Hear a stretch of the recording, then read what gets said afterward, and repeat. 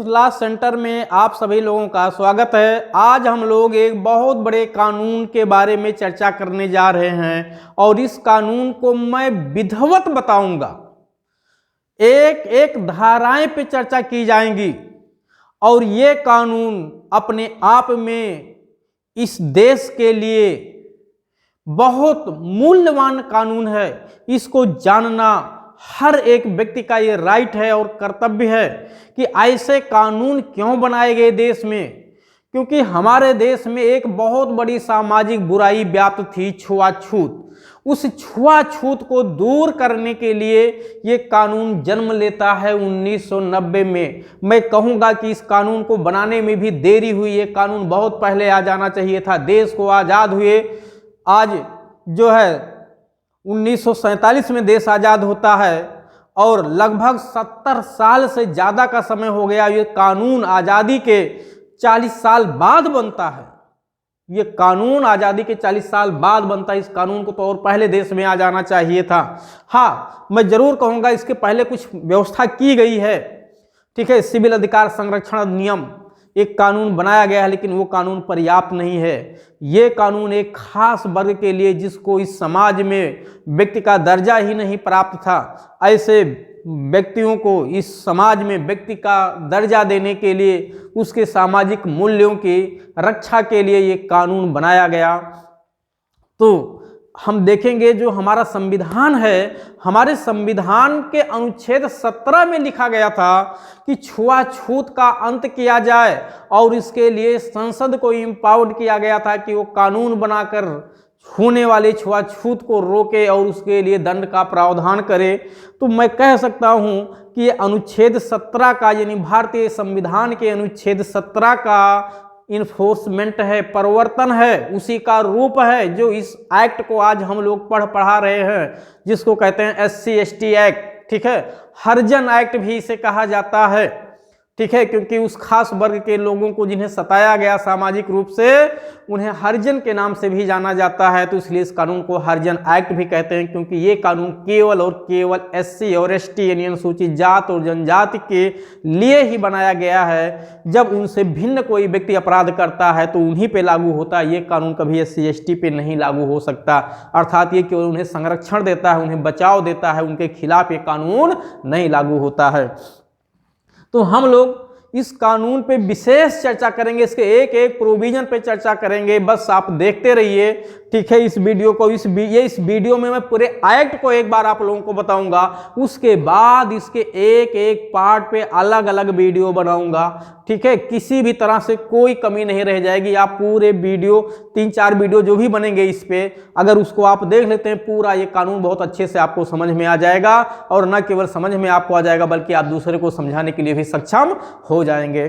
तो इस कानून को हम लोग देखते हैं। मैं एक बात जरूर कहूंगा कि ये कानून आने में देरी हुई है। इस तरह का कानून और पहले देश में आ जाना चाहिए था, ठीक है, क्योंकि ये दुरुपयोग आज से नहीं, प्राचीन काल से, ठीक है, इस कानून में जो रक्षा दी गई, जो संरक्षण दिया गया है, उसका दुरुपयोग प्राचीन काल से देश में चला आ रहा था। और हमारे देश में एक वर्ग को, ठीक है, देश के जो SC और ST बिरादरी से लोग आते हैं, उनको व्यक्ति का दर्जा भी नहीं मिला हुआ था। इतना घोर दुरुपयोग उनका हो रहा था, इतना शोषण, सामाजिक शोषण उनका हो रहा था कि जो लोग जानते हैं उस शोषण को, उनसे अगर आप पूछें तो शायद आपके आंखों में आंसू आ जाएंगे और आप सुन के हैरान रह जाएंगे कि क्या हमारे देश में, जहां राम राज की कल्पना की जाती है, इस तरह की भी व्यवस्था थी।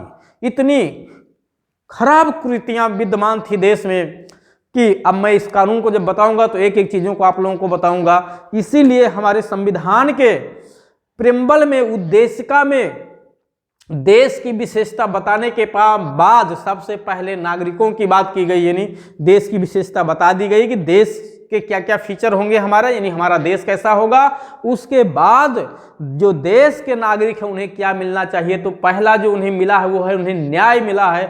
और उस न्याय में आप देखेंगे तो सबसे पहला न्याय अगर कोई है तो वो सोशल राइट है, सामाजिक न्याय है। दूसरा आर्थिक न्याय है, तीसरा राजनीतिक न्याय है। लेकिन सबसे पहले प्रायोरिटी दी गई सोशल जस्टिस की, क्योंकि जो सामाजिक न्याय है वो हमारे देश में कहीं भी नहीं था, दूर दूर तक नहीं था। और केवल एक वर्ग की बात मैं नहीं कहूँगा, केवल SC ST के लिए नहीं, हमारे देश की जो महिलाएं हैं, इन महिलाओं को तो केवल और केवल भोग विलास की विषय वस्तु समझा जाता था। बहुविवाह प्रथा विद्यमान थी, चाहे हिंदू धर्म हो या मुस्लिम धर्म हो, ठीक है।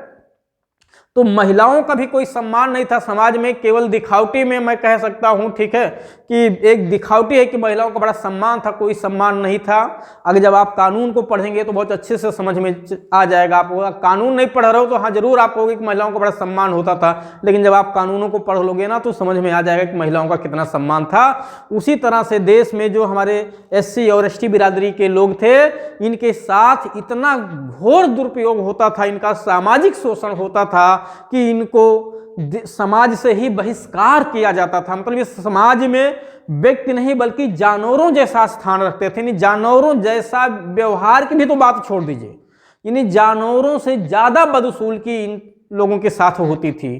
तो ये कानून जो बनाया गया, मैं जरूर कहूँगा कानून बनाने में लेट हुआ है, कानून और पहले आ जाना चाहिए था। लेकिन जो कानून बनाया गया है, इस कानून को हम लोग देखेंगे, एक एक करके स्टेप बाय स्टेप देखेंगे। इस कानून को हरिजन एक्ट के नाम से भी जाना जाता है, ठीक है, SC ST एक्ट के नाम से भी जाना जाता है। इस कानून को ओवरऑल मैं पूरा एक्ट को एक बार में बताऊंगा। इस कानून पे दो तरह के विधियों को आपको पढ़ना पड़ता है, एक तो अधिनियम और इस पे बनाए गए नियम, ठीक है। तो अधिनियम और नियम, मैं इसमें अधिनियम की चर्चा करूंगा, बीच बीच में नियम की भी चर्चा करूंगा। और जब मैं इस अधिनियम का पार्ट वाइज वीडियो बनाऊंगा, क्योंकि ये देखिए फर्स्ट पार्ट लिखा हुआ है, इसमें पूरा एक्ट एक बार में बताऊंगा जो लगभग आधे घंटे का वीडियो होगा। उसके बाद मैं इसके एक एक पार्ट को, मतलब एक एक दो चैप्टर को करके 3-4 वीडियो और बनाऊंगा, जिससे ये पूरा एक्ट विस्तृत रूप में कंप्लीट हो जाएगा। तो इस एक्ट के माध्यम से, ठीक है, हम जनता को या उस वर्ग के लोगों को जागरूक करना चाहता हूं। साथ ही साथ जो इसका शोषण करते हैं लोग, चाहे वो किसी भी धर्म के हों, किसी भी जात के हों, वो भी जागरूक हो जाएंगे कि कुछ बहुत सारे लोगों को ये पता नहीं कि मैं जो आचरण कर रहा हूं ये गलत है।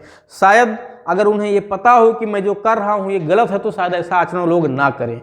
दूसरी बात, इस कानून को जानने से जब आपको जानकारी हो जाएगी कब SC ST एक्ट लागू होता है, कब नहीं लागू होता है, तो एक चीज जरूर ध्यान रखिएगा, कभी इसका दुरुपयोग नहीं होना चाहिए, क्योंकि दुरुपयोग होने पर भी उसके लिए भी व्यवस्था मैं बताऊंगा कि जो कोई इस कानून का दुरुपयोग करेगा, फर्जी FIR दर्ज करवाएगा, SC ST एक्ट लगवाएगा, उसके खिलाफ क्या एक्शन लिया जा सकता है, मैं उसका भी व्यवस्था करूंगा, ठीक, मतलब उसकी भी बात करूंगा, वो भी प्रावधान जरूर बताऊंगा, ठीक है।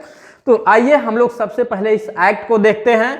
आप यहां लिख सकते हैं संविधान का अनुच्छेद 17, ठीक है, जो छुआछूत के अंत की बात करता है, जिसके माध्यम से पार्लियामेंट को इस पे कानून बनाने का हक मिलता है। और पार्लियामेंट उसी अनुच्छेद 17 के परिवर्तन में 1989 में एक कानून बनाती है, जो 1990 में लागू होता है। तो आप देखेंगे सबसे पहले लिखा है अनुसूचित जाति और अनुसूचित जनजाति अधिनियम 1989। लेकिन कैसा अधिनियम? अत्याचार निवारण अधिनियम।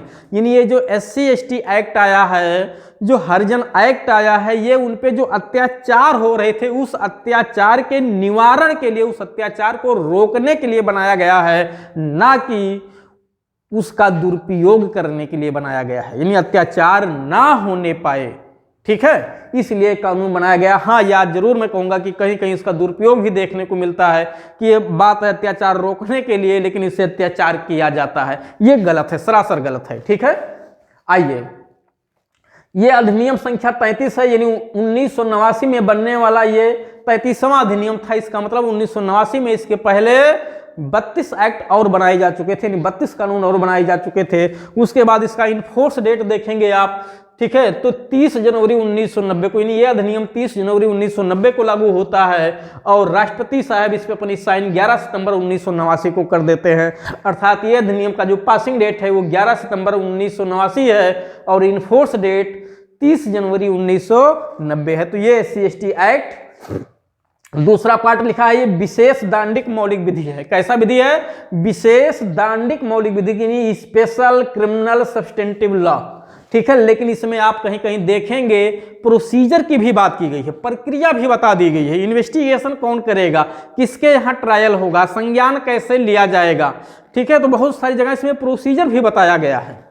तो मैं कह सकता हूं मोटा मोटा कि विशेष दांडिक मौलिक प्रक्रिया विधि है, ठीक है। लेकिन आप जनरली ऐसे भी बोल सकते हो कि यह सब्सटेंटिव लॉ है। किस विषय पे? स्पेशल सब्सटेंटिव लॉ है, क्रिमिनल विषय पे।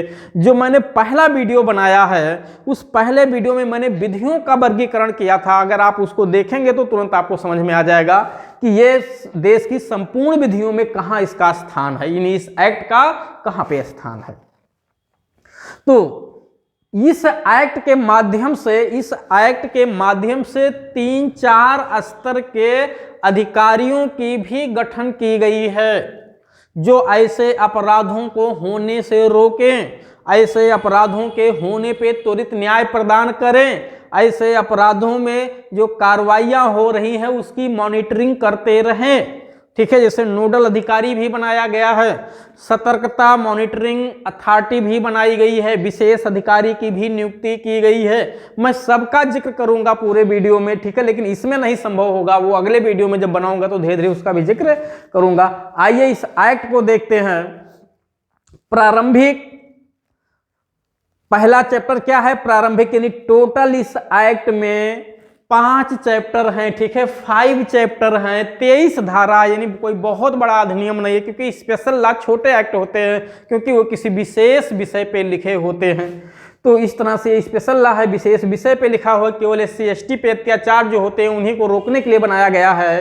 केवल 23 धाराओं में बटा हुआ है, 5 अध्यायों में। एक नया अध्याय 4 का जोड़ा गया है, ठीक है, अध्याय 4 का जोड़ा गया है, जिसमें पीड़ित और साक्ष्यों के अधिकार की बात की गई है। हाँ, ये एक्ट 2018 में काफी विवादित रहा है, 2018 में काफी विवादित रहा है। सुप्रीम कोर्ट का एक जजमेंट आया था जिसमें इसके होने वाले दुरुपयोग को रोकने के लिए उसने एक आदेश पारित कर दिया था कि कोई भी FIR इस एक्ट के तहत तभी दर्ज किया जाएगा जब कम से कम डिप्टी SP रैंक का कोई अथॉरिटी उस पर अपनी मंजूरी देगा, जांच के उपरांत अपनी मंजूरी देगा, तभी FIR दर्ज होगा और या गिरफ्तारी होगी। तो इस तरह से इसका बहुत बड़े पैमाने पे देश में इस जजमेंट का विरोध हुआ था। उस विरोध के फलस्वरूप केंद्र सरकार को झुकना पड़ा और केंद्र सरकार ने धारा 18 का जोड़ करके साफ तौर से सुप्रीम कोर्ट के जजमेंट को ओवररूल कर दिया और लिख दिया कि किसी भी जांच के लिए, किसी भी कार्रवाई करने के लिए किसी भी प्रकार का कोई अनुमोदन जरूरी नहीं है, कोई जांच जरूरी नहीं, कोई अनुमोदन जरूरी नहीं। उस महत्वपूर्ण केस था काशी महाजन का केस, ठीक है, बहुत फेमस केस रहा है। तो आइए हम लोग फिर से देखते हैं। इन टोटल 5 अध्याय, एक नया अध्याय जोड़ा गया है, अध्याय 4 का, ठीक है। तो अगर कहें कि संख्या वाइज तो 6 अध्याय हो जाते हैं। पहला अध्याय प्रारंभिक, जैसा कि हर अधिनियम में होता है। दूसरा अध्याय सबसे महत्वपूर्ण अगर कोई अध्याय है तो वो है अध्याय 2, जिसमें उन अत्याचारों की लिस्ट बताई गई है जो SC/ST समुदायों पे अत्याचार हुए हैं, ठीक है। ये अत्याचार आज भी हो रहे हैं, पहले बहुत बड़े पैमाने पे हो रहे थे, आज भी हो रहे हैं, लेकिन उतना नहीं, क्योंकि कानून आ गया है तो लोगों को एक भय हो गया है, ठीक है। तो अत्याचार के अपराध साफ साफ लिखा, अत्याचार के अपराध अध्याय 2 धारा 3 से 9, ठीक है। धारा 3 सबसे महत्वपूर्ण धारा 3 है, क्योंकि अक्सर अगर किसी पे हर्जन एक्ट लागू होता है तो धारा 3 लागू होता है उसमें, क्योंकि प्रमुख तौर से धारा 3 ही उस पे काम करती है, ठीक है। क्योंकि अत्याचारों की लिस्ट इसी में बताई गई है और कम से कम बहुत लंबी लिस्ट लिखी हुई है, 20-25 लिस्ट वहां बताई गई, तरह तरह, मतलब जितने प्रकार से अत्याचार होते थे उन सभी अत्याचारों की लिस्ट बना दी गई है,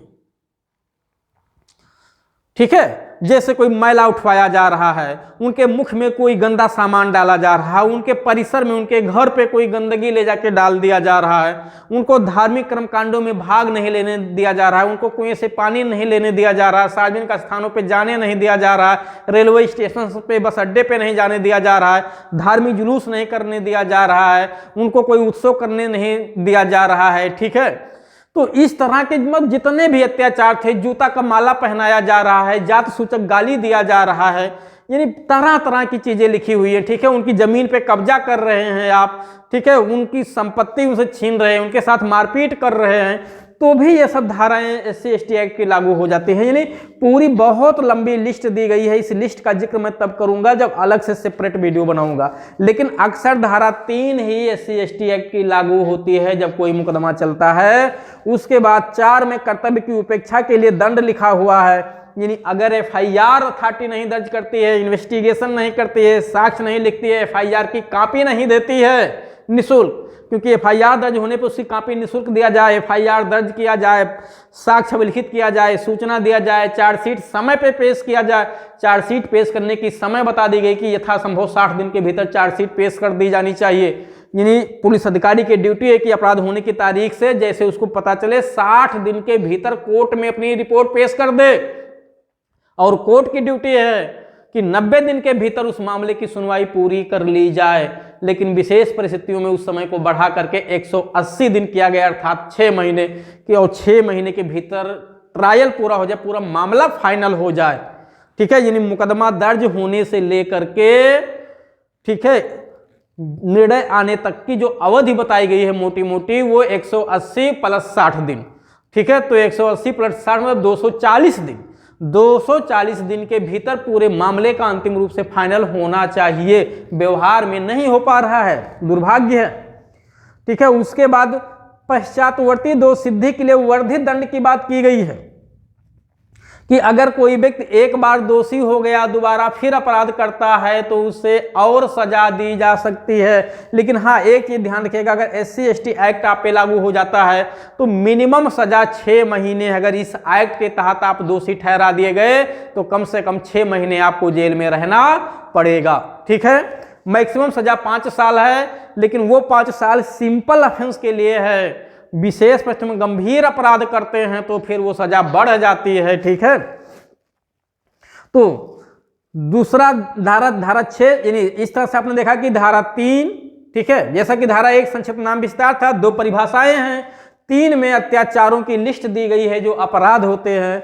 4 में कर्तव्यों की उपेक्षा के लिए दंड है, यानी जब लोक सेवक कोई FIR नहीं दर्ज करता, इन्वेस्टिगेशन नहीं करता है, FIR दर्ज करने के बाद उसकी निःशुल्क कॉपी नहीं देता तो उसके लिए दंड लिखा गया है धारा 4 में। 5 में पश्चातवर्ती दोष सिद्धि, यानी एक बार अगर कोई व्यक्ति दोष सिद्ध हो गया, दोबारा फिर अपराध करता है तब उसके लिए सजा बढ़ जाती है, तब धारा 5 लागू होती है।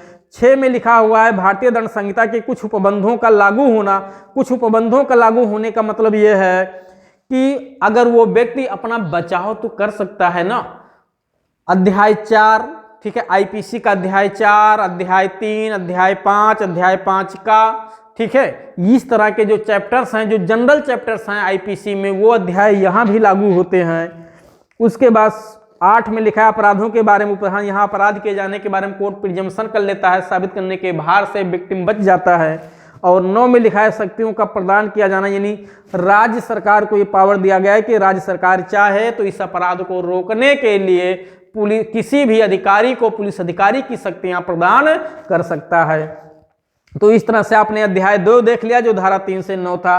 अध्याय 3 निष्कासन है। ऐसे व्यक्ति जिनके बारे में ये संदेह है कि वो SC/ST एक्ट के तहत अपराध करने वाले हैं, उनको उस क्षेत्र में जाने से रोक दिया जाता है। जो समझे, ये तो कुछ उस तरह का कानून है। धारा 10 जो गुंडा एक्ट है, क्योंकि गुंडा एक्ट जब किसी पे लागू होता है तो उसे 6 महीने के लिए कम से कम उस जिले से बाहर कर दिया जाता है या उस स्थान से बाहर भेज दिया जाता है। उसी तरह से ये गुंडा एक्ट जैसी धारा का काम करती है कि उस व्यक्ति को उस क्षेत्र में, वो क्षेत्र डिक्लेयर कर दिया जाता है। ठीक है, SC/ST जहां पे रह रहे हैं उस क्षेत्र में जाने से आपको निवारित कर दिया जाता है। तो धारा 10, और ना हटेंगे आप तो आपको अरेस्ट करवाया जा सकता है। ठीक है, और पुलिस अधिकारी आपको हटा सकता है। फिर जिस व्यक्ति को हटने का आदेश दिया जाता है, पुलिस अधिकारी को ये पावर है कि उसकी लंबाई चौड़ाई, उसका फोटो ले ले, कहीं को अगर कहीं वहां दिख जाए ना तो उस पर कार्रवाई की जा सके। तो उसका होलिया जानने का राइट यहाँ दिया गया है धारा 12 में। और धारा 13 में बताया गया है कि अगर कोई व्यक्ति आदेश दिए जाने के बाद भी कि वो वहां से हट जाए, नहीं हटता है तो उसके लिए सजा की बात की गई है कि अगर किसी व्यक्ति को उस क्षेत्र से जहां पे SC/ST के खिलाफ अपराध होने वाला है, हटने का आदेश दे दिया गया है, फिर भी वहां आता है या नहीं हटता है, ठीक है, या हटने के बाद फिर तुरंत चला आता है या वहां हटता ही नहीं है, तो दंड की भी बात की गई है धारा 13 में। तो अध्याय 1 प्रारंभिक, अध्याय 2 दंड यानी अत्याचार, और अध्याय 3 निष्कासन। ठीक है, अगर अपराध कर रहे हो तो यहां सजा मिलेगी, करने वाले हो तो अध्याय 3 में बाहर भेज दिया जाएगा जिससे वहां अपराध ना कर पाओ, और अध्याय 4 में विशेष न्यायालय। अब ये सब प्रोसीजर की बातें हैं, ठीक है, ये सब प्रक्रिया बताई गई है कि किस कोर्ट में मुकदमा चलेगा, उस कोर्ट में कौन अधिवक्ता पक्ष रखेगा, ठीक है। तो यहां लिखा है इस धारा 14 का और 15 3 धाराएं हैं। विशेष न्यायालय की स्थापना की गई है इसके लिए, ठीक है। राज्य सरकार को ये पावर दिया गया है कि जहां पे ज्यादा ये अपराध हो रहे हों, बड़े पैमाने पे अपराध हो रहे हों, वहां पे अलग से एक सेशन न्यायालय की स्थापना कर दी जाए, एक या एक से अधिक जिलों के लिए, किसी एक जिले के लिए भी हो सकता है, और एक ही SC/ST कोर्ट एक से अधिक जिलों के लिए भी हो सकता है। ये राज्य सरकार को पावर है। और जहां पे अपराध बड़े पैमाने पे नहीं है, कम है, वहां जो पहले से सेशन न्यायालय जनरल है उसी को ये भी पावर दी जा सकती है कि वहां वो भी SC/ST का मामला भी उसी के यहां जाए। तो इस तरह से धारा 14 और 14 में मतलब विशेष न्यायालय और अनन्य विशेष न्यायालय। विशेष न्यायालय अलग से सेशन कोर्ट स्थापित किया जाता है। हाँ, सेशन कोर्ट को डायरेक्ट संज्ञान लेने की पावर होती है, जबकि आप CRPC पढ़ेंगे तो संज्ञान लेने की जो शक्तियां दी गई है न्यायालय को, वो धारा 190 में सेशन कोर्ट को मना किया गया, यानी उसको लिखा ही नहीं गया है, ठीक है। प्रथम वर्ग मजिस्ट्रेट और द्वितीय वर्ग मजिस्ट्रेट ही अपराधों का संज्ञान ले सकता है। जब आप धारा 190 पढ़ेंगे तो वहां लिखा हुआ साफ तौर से कि प्रथम वर्ग मजिस्ट्रेट और कुछ दशाओं में CGM के द्वारा प्राधिकृत किया गया द्वितीय वर्ग मजिस्ट्रेट भी संज्ञान ले सकता है जब उन अपराधों का विचारण करने के लिए वो सक्षम हो। और 193 में साफ साफ मना किया गया है कि सत्र न्यायालय किसी भी अपराध का प्रत्यक्ष संज्ञान तब तक नहीं ले सकता जब तक कि इस अधिनियम में या अन्यथा उपबंधित किसी अन्य विधि में या इस अधिनियम के तहत उसे मामला सुपुर्द न किया गया हो। तो एक तरह से धारा 193 में भी थोड़ा सा छूट दिया गया है कि अगर किसी तत्समय प्रवृत्त विधि में डायरेक्ट संज्ञान लेने की बात की गई है तो ले सकता है। तो देखिए यहाँ पे साफ साफ डायरेक्ट संज्ञान लेने की बात की गई है धारा 14 में, तो डायरेक्ट संज्ञान ले सकता है। तो एक तरह से ये धारा 193 का अपवाद हो गया CRPC के। फिर अपील, अगर सत्र न्यायालय के यहाँ मामला चलेगा, अगर मामला सत्र न्यायालय के यहाँ चलेगा तो अपील जाहिर सी बात है हाई कोर्ट में होगी। तो अपील कहाँ होगी? हाई कोर्ट, यानी SC/ST एक्ट के तहत अगर आपको दंडित किया गया तो अपील अब सीधे हाई कोर्ट में ही होगी और कहीं बीच में नहीं होगी। हाँ, दूसरी चीज, जब विशेष न्यायालय मामले का संज्ञान लेता है, ठीक है, तो इसके यहाँ मामले का जो संचालन करेगा उसके लिए विशेष लोक अभियोजक भी बनाया जा सकता है। स्पेशल, ठीक है, पब्लिक प्रोसिक्यूटर का भी गठन किया जा सकता है जिसके लिए कम से कम 7 साल की प्रैक्टिस होना मैंडेटरी है। खैर, ये 7 साल की प्रैक्टिस सेशन कोर्ट में जो भी अधिवक्ता, ठीक है, सरकार का पक्ष रखता है, चाहे वो स्टैंडिंग काउंसिल के रूप में हो या सरकारी अधिवक्ता हो जिसको लोक अभियोजक कहते हैं, 7 साल की प्रैक्टिस होना जरूरी है। जब आप CRPC की धारा 24 की उपधारा 7 पढ़ोगे तो 7 में साफ साफ लिखा है कि 7 साल की प्रैक्टिस होनी चाहे जब तक वो स्पेशल लोक अभियोजक ना हो। लेकिन यहाँ जो स्पेशल लोक अभियोजक बनाए जाते हैं इनके लिए 7 ही साल प्रैक्टिस की बात की गई है।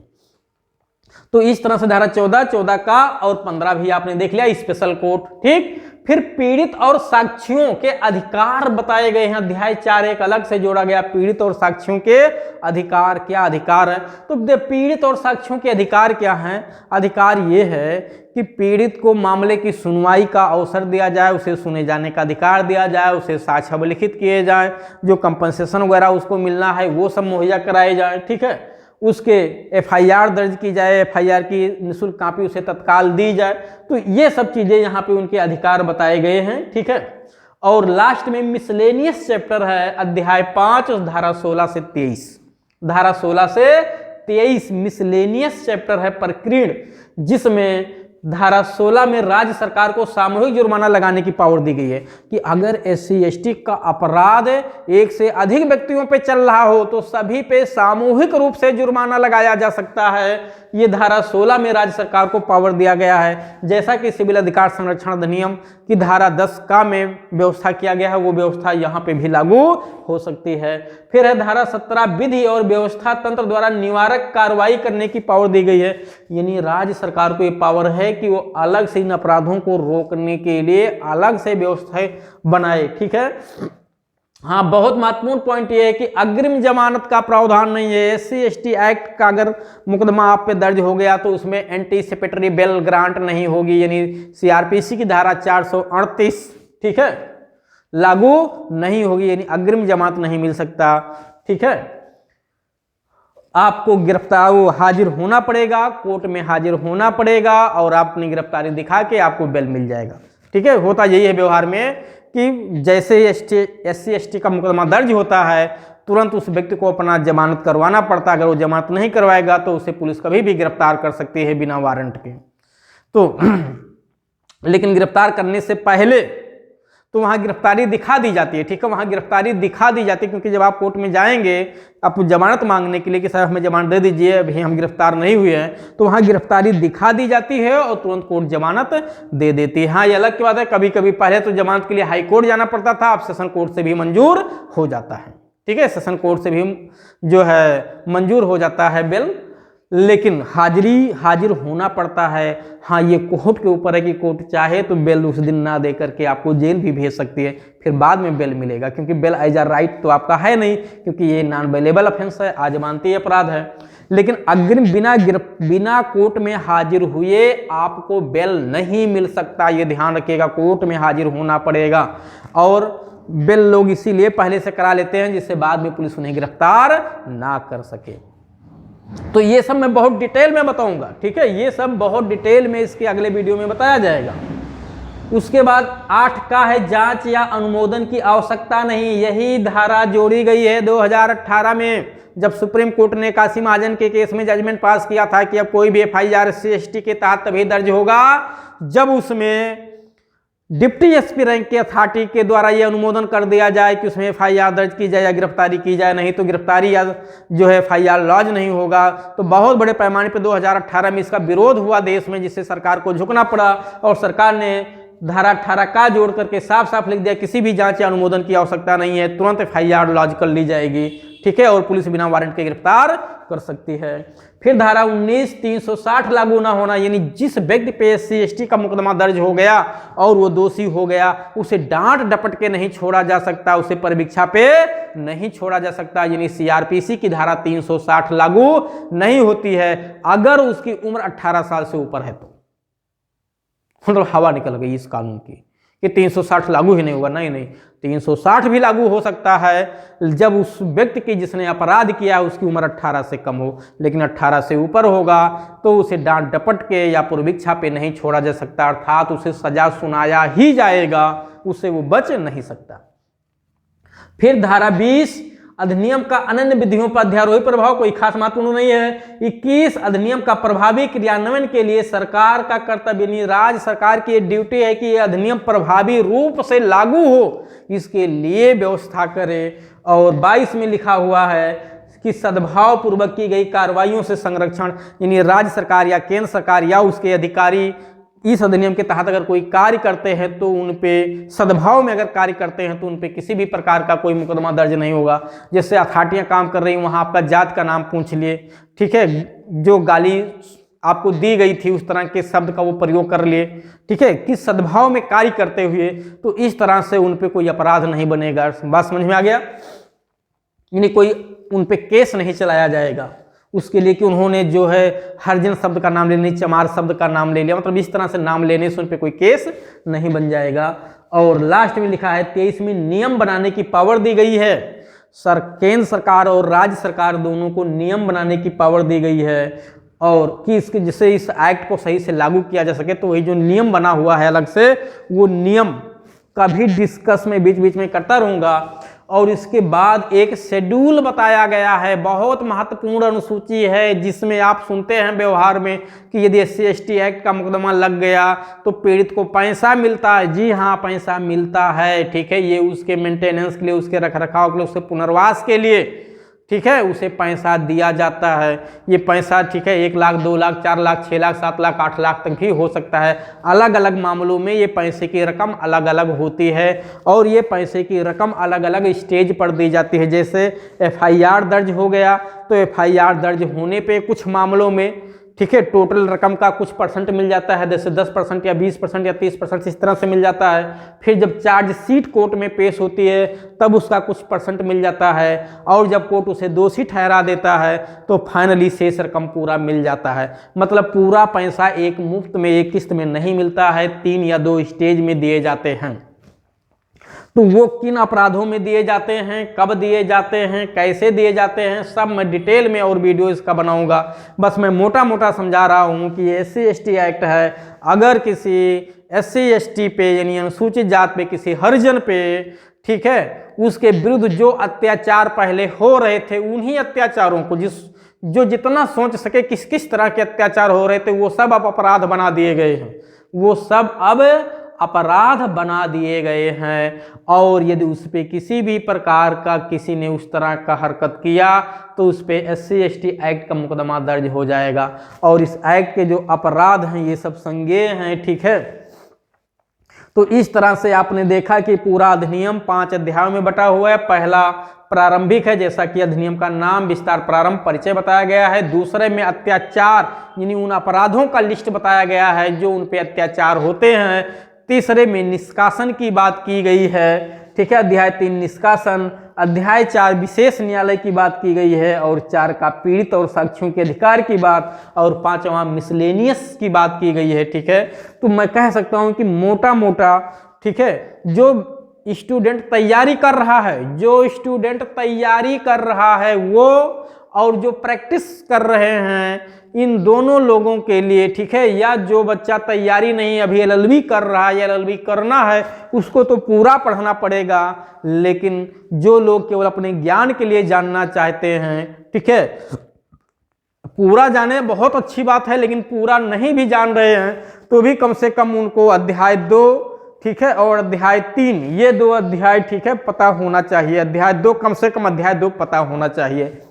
जो कुछ नहीं जानना चाहता, जिसको थोड़ा सा उसकी जानकारी चाहिए कि मुझे थोड़ी सी जानकारी हो जाए इस कानून के बारे में, वो अध्याय 2 के बारे में जानकारी प्राप्त कर ले, ठीक है, कि ये SC/ST के कौन से अपराध हैं और कितनी सजा दी जाती है। लेकिन मैं जरूर कहूंगा कि जब वीडियो आपको, ठीक है, सरलता से उपलब्ध है यूट्यूब पे, तो आप पूरे वीडियो को देखिए, एक बार नहीं 10 बार देखिए और पूरे कानून को अच्छे से समझिए। अपना भी जागरूक होइए, लोगों को भी जागरूक करिए और इस कानून का सदुपयोग करिए, इस कानून के दुरुपयोग को होने से रोकिए। ये मेरा नहीं, सभी लोगों का कर्तव्य है, चाहे वो किसी भी धर्म के हों, किसी भी जात के हों, इससे मतलब नहीं है। कानून का सदुपयोग होना चाहिए, कानून का दुरुपयोग नहीं होना चाहिए। मैं इस वीडियो को पूरा का पूरा बनाऊंगा, ठीक है, लेकिन उस कानून को जान के आप इसका ना तो दुरुपयोग करिएगा, अगर कोई दुरुपयोग कर रहा है तो उसे रोकने का भी काम करिएगा। जहां तक हो सके इसके सदुपयोग में भी जरूर पार्टिसिपेट करिएगा कि इस कानून का सदुपयोग अधिक से अधिक हो। तो अब हम लोग, ठीक है, इस वीडियो पे भाग 1 कंप्लीट हो गया है। भाग 2 में, ठीक है, इसके एक एक पार्ट पर वीडियो बनाएंगे, यानी कम से कम इसमें 3 से 4 वीडियो में बनाऊंगा छोटा छोटा करके पूरे एक्ट को, जिससे आप समझ सकें कि ये इसके तहत FIR दर्ज होता है तो क्या समस्या हो जाती है। क्योंकि जब FIR इसके तहत दर्ज होता है, इसका ये मतलब नहीं कि IPC की धाराएं नहीं लगती हैं। अगर आपने गाली दिया है तो IPC की भी धारा लगेगी 504, मारपीट किया तो 323 भी लगेगी, और गाली दिए हो तो गाली देना भी अपराध है SC/ST एक्ट के तहत, और वो मानहानि की भी श्रेणी में आता है तो धारा 3 का भी मुकदमा बनेगा, और IPC की धारा 323, 504 भी बनेगा।